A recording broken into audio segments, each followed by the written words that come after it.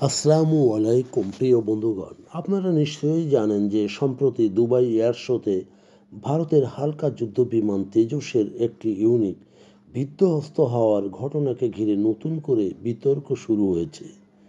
বহু বছর ধরেই ভারত সরকারের পক্ষ থেকে তেজসকে নিয়ে এক অভিনব প্রচারণা চালিয়ে আসছিল।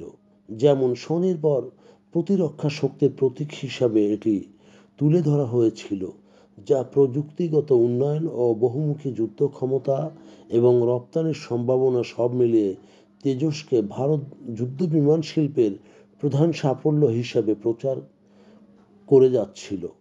তবে আন্তর্জাতিক মঞ্চে ঘটে যাওয়া এই দুর্ঘটনা সেই শক্ত প্রদর্শনের মধ্যে এক বড় প্রশ্ন চিহ্ন হিসেবে তৈরি করেছে।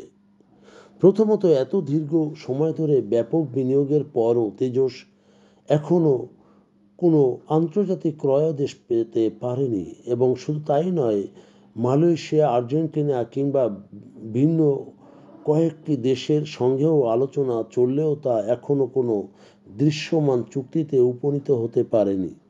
এই পরিস্থিতিতে বৈশ্বিক এয়ার শোতে একটি দুর্ঘটনা, যদিও এর প্রকৃত কারণ তদন্তের আগে বলা সম্ভব নয়, তবে নিশ্চয়ই ভারতের সম্ভাব্য রপ্তানির প্রচেষ্টাকে এতে করে বড় ধাক্কা দেবে।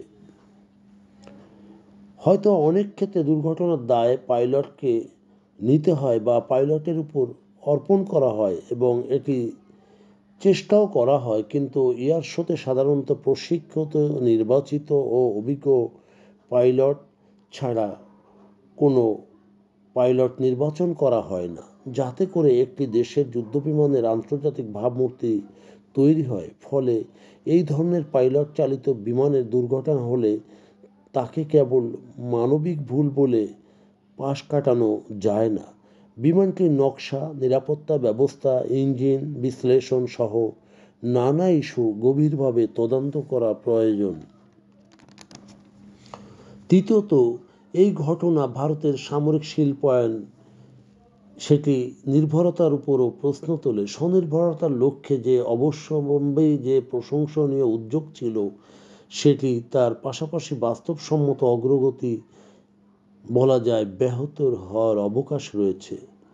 বরং প্রতিযোগিতামূলক প্রযুক্তি ও নিরাপত্তা মান বজায় রাখা ও সমান গুরুত্বপূর্ণ ছিল, যা তেজস প্রকল্প বহু বছর ধরেই বিলম্ব, ব্যয় বৃদ্ধি এবং নকশা সম্পর্কিত বিভিন্ন সমালোচনার মুখে পড়েছে।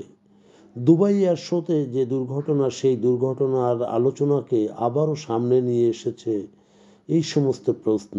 যদিও চূড়ান্ত তদন্ত রিপোর্ট না পাওয়ার আগ পর্যন্ত নিশ্চিত মন্তব্য সম্ভব নয়, যা করাও উচিত নয় সে মন্তব্য। তবে একথাই স্পষ্ট যে এই দুর্ঘটনা ভারতীয় যুদ্ধ বিমান শিল্পের জন্য একটি বড় ধরনের সতর্ক সংকেত। আন্তর্জাতিক বাজারে প্রতিযোগিতামূলক করতে হলে সেই দাম্ভিকতা বা অসারতা নয়, বাস্তব ভিত্তিক প্রযুক্তির সাথে এটি মিল থাকতে হবে, যাতে করে আধুনিক প্রযুক্তি সম্পর্কিত এই বিমানটি ক্রেতাদের বা বিভিন্ন দেশের দৃষ্টি আকর্ষণ করে। প্রিয় বন্ধুগণ, যদি আমাদের এই তথ্য গল্প আপনার ভালো লাগে তাহলে লাইক এবং শেয়ার দিন, এবং আজ আমাদের সঙ্গে থাকার জন্য ধন্যবাদ। আমাদের ফলো দিন এবং সাবস্ক্রাইব করুন।